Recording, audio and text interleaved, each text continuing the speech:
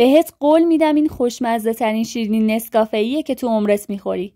میخوای تو کمتر از 1 ساعت، اونم با یه دستور آسون و چند تا ماده در دسترس، 1 کیلو شیرینی نسکافه‌ای بی‌نظیر درست کنی؟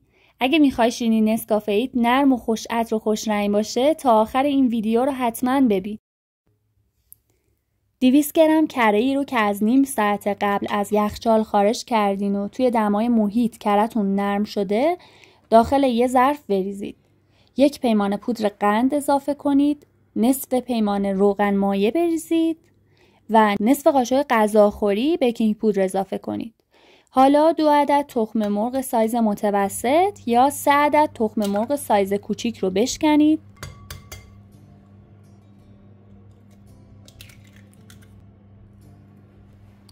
دو قاشق غذاخوری نسکافه گلد رو با 1 قاشق غذاخوری آب جوش حل کنید و به موادتون اضافه کنید.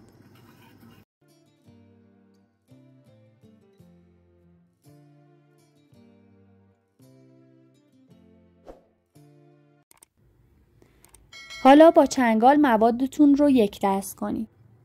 شما میتونید به جای استفاده از چنگال با نوک انگشتای دستتون موادتون رو مخلوط کنید. البته دقت کنید که نباید مواد رو ورز بدید، به خاطر اینکه به روغن میفته و شیرینیتون خراب میشه.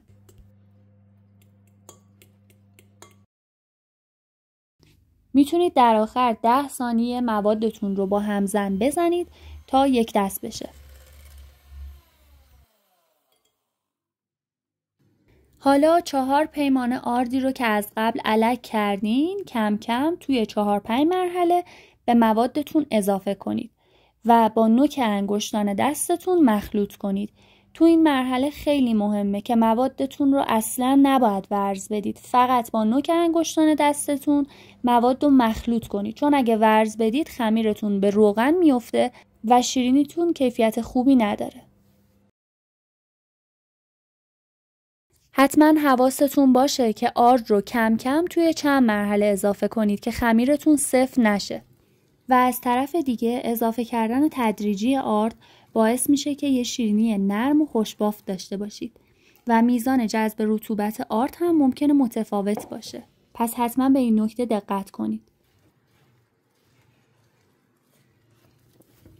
همونطوری که داخل ویدیو میبینید باید یه خمیر نرم و لطیف به دست بیاد که به دست نچسبه.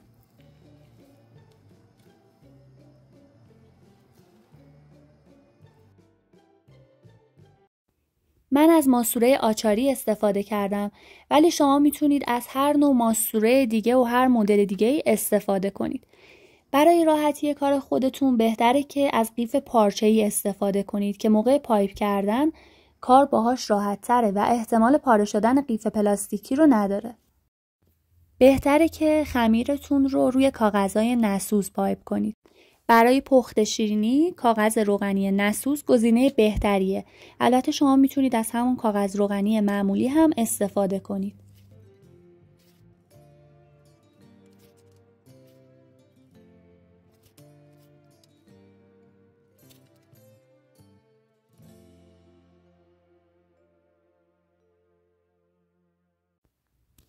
حالا شیرینی ها رو داخل فری که حداقل از 15 دقیقه قبل روشن کردین با دمای 170 درجه سانتیگراد به مدت تقریبی 15 دقیقه میتونید پخت شیرینی ها رو خودتون چک کنید. وقتی که شیرینی از کف سینی جدا میشه یعنی شیرینی پخته شده. من بعد از اینکه شیرینی ها خنک شد با شکلات ذوب شده تزیینشون کردم. اگه این شیرینی رو دوست داشتی باید بگم هنوز خیلی چیزا هست که باید یاد بگیری. این فقط یه دستور از مجموعه شیرینی‌هایی بود که میخوام تو این ایام نوروز بهتون یاد بدم. پس منتظر ویدیوهای بعدی باش، چون قرار شیرینی‌هایی درست کنی که نه تنها عیدتو ویژه میکنه، باعث میشه هر کسی ازت بپرسه چطور انقدر حرفه‌ای شدی. پس اگه میخوای همینطور دستورای خاص و راحت یاد بگیری، کانالم رو سابسکرایب کن و زنگوله کنارشو بزن تا از ویدیوهای جدید با خبر بشی. ممنون که تا آخر ویدیو همراه هم بودین.